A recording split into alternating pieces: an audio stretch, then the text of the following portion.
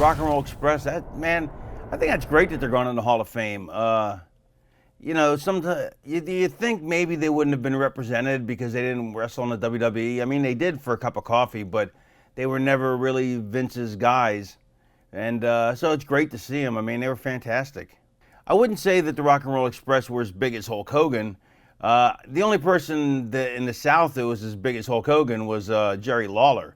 But as far as wrestling went in a specific time frame, in a specific period of time, they were as big as anybody. But the reason they weren't like Hogan was because Hogan was also a multimedia personality. He was bigger across the spectrum. But if you want to talk just wrestling, yeah, they were huge. They were absolutely fucking enormous. And they earned their accolades every night in the ring. What made them such a great team were that they each had their specific function. They knew how to work as a team.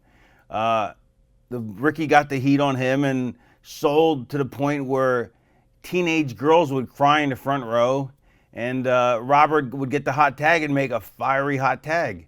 Yeah, Ricky was one of the most amazing baby faces ever. I think the only person more babyface was my accountant because of the money he got me to spend when it came to tax season. I don't think I ever actually worked with Kurt Angle in a match. I don't think we've ever been in a ring together. I mean, obviously he's amazing.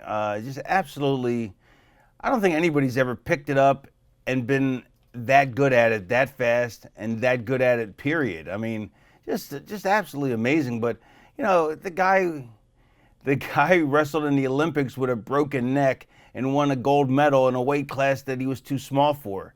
That's, you know, each one of those things on its own is amazing, but when you combine all three, it's just, you know, flabbergasting. Yeah, I said it, flabbergasting. It's a big word. I was flabbergasted. So I guess it could be flabbergasting. Another guy, well-deserved, Rick Rude. Yeah, some years they put in some guys that you're like, nah, maybe not so much. But, you know, so far the guys you've mentioned, all, you know, home runs, you know, great choices. Rick Rude was an amazing bumping heel, and he was every bit the character he played. I mean, so he was so believable in it. It's just tremendous. You know, as good a heel as you're gonna get.